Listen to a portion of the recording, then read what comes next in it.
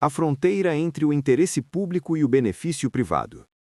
Na política brasileira, a fronteira entre o interesse público e o benefício privado é, historicamente, uma linha tênue que frequentemente se apaga em esquemas de corrupção.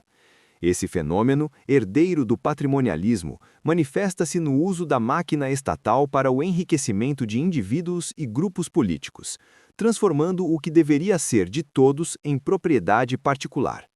Os dados recentes de 2024 e 2025 revelam a magnitude desse problema e o esforço das autoridades para contê-lo. O balanço do desvio, cifras e apreensões. De acordo com balanços da Polícia Federal, o combate ao crime organizado e à corrupção atingiu patamares recordes de descapitalização. Nas mãos de políticos, o dinheiro que deveria financiar saúde e educação encontrado em malas, fundos falsos ou imóveis de luxo. 2024. A PF impôs um prejuízo de 5,6 bilhões de reais ao crime e esquemas de corrupção, um aumento de 70% em relação ao ano anterior. 2025. Até dezembro, o valor em bens e dinheiro apreendidos saltou para 9,5 bilhões de reais. Alerta financeiro. O COAF registrou um aumento de mais de 760% na comunicação de operações financeiras suspeitas nos últimos anos, evidenciando a tentativa constante de lavar dinheiro público.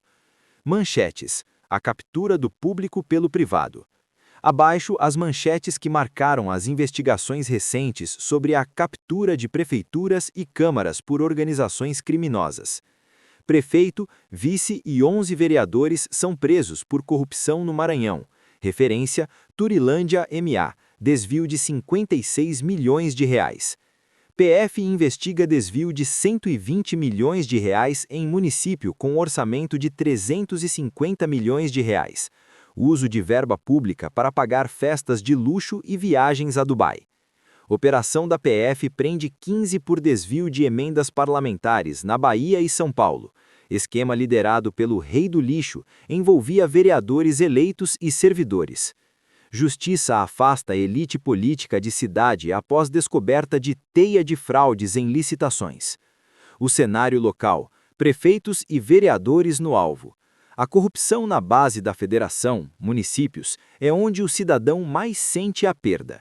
Em operações recentes, como a Operação Spotless e desdobramentos no Maranhão, a Justiça revelou que o esquema não era apenas de um indivíduo, mas de toda a estrutura política. Cooptação do Legislativo. Vereadores recebiam mensalinhos para não fiscalizarem o prefeito. Empresas de fachada. Contratos de merenda e limpeza eram direcionados a empresas de parentes de políticos. Uso de laranjas.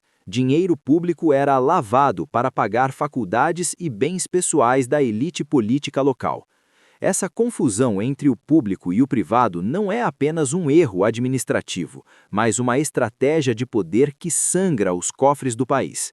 A tese de que o eleitor é vítima ou enganado cai por terra quando olhamos para as folhas corridas de candidatos que batem recordes de votação.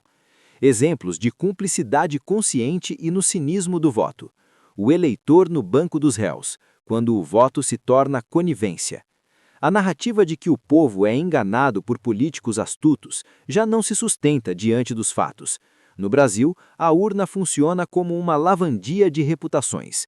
O eleitor não é apenas um inocente útil. Em muitos casos, ele é o cúmplice necessário que, sabendo dos antecedentes de seu representante, opta por validar o crime em troca de alinhamento ideológico, assistencialismo ou o perverso rouba mais faz. O Congresso dos Antecedentes, a escolha consciente. Os números mostram que o crime não é um impedimento para a vitória, mas por vezes um detalhe irrelevante para milhões de brasileiros. Radiografia do Congresso. Levantamentos recentes indicam que cerca de 1/3 dos parlamentares, entre deputados e senadores, respondem ou já responderam a processos criminais. Isso inclui desde corrupção e lavagem de dinheiro até crimes violentos e estelionato. A legitimidade do réu. Políticos conhecidos por escândalos de corrupção sistêmica continuam retornando ao poder com votações consagradoras. Isso prova que o eleitor não ignora o passado, ele o perdoa ou o ignora deliberadamente, tornando-se moralmente corresponsável por cada real desviado posteriormente. Manchetes: o cinismo das urnas. A mídia registra o paradoxo de criminosos que são alçados ao topo da pirâmide política pelo braço do povo. Candidato réu por homicídio e desvio de verba é o mais votado do Estado. Ex-gestor condenado por fraudar a saúde é eleito com recorde de votos. O povo sabe quem eu sou. Mesmo com bens bloqueados e tornozeleira, parlamentar mantém base fiel e garante reeleição. Pesquisa revela: 40% dos eleitores admitem votar em candidato com problemas na justiça se ele trouxer benefícios à região. Do palanque ao camburão, a derrota de quem votou. A queda moral do corrupto também é a derrota moral de quem o elegeu. O contraste é violento e vergonhoso. A estética da infâmia. A cena se repete. Ontem, o político sorri no palanque, abraça o pobre e promete o mundo. Hoje, ele sai da mansão de mármore, passa pelo carro de R$ 800 mil e entra no camburão com as mãos algemadas. O luxo que ele ostenta é o reflexo do hospital que não tem gaze e a escola que não tem merenda. É o espetáculo do desprezo pago com o suor do trabalho dos contribuintes. Nesse momento, a algema prende o político, mas a vergonha deveria ser do eleitor que, conhecendo o histórico de estelionato ou abusos, preferiu o conforto da cegueira deliberada. O corrupto só confunde o público com o privado porque o eleitor permitiu que ele tratasse o Estado como um espólio de guerra. O perfil do eleitor cúmplice, como a corrupção se perpetua. Abaixo, os comportamentos que transformam cidadãos em fiadores de criminosos. O perdão ideológico. Ele rouba, mas é do meu partido ou lado. A ideologia vira um escudo que protege o bandido de estimação. O cinismo do benefício. O voto é trocado por uma vantagem imediata, ignorando que o dinheiro para essa ajuda foi retirado do hospital que agora falta remédio. A normalização do crime.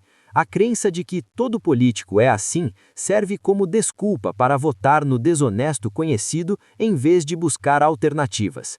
A memória curta seletiva. Esquecer deliberadamente condenações e processos em nome de uma nova esperança vazia. Até quando vamos tratar o título de eleitor como um bilhete de loteria para bandidos? O político algemado é apenas o sintoma, o voto consciente ou falta dele é a causa.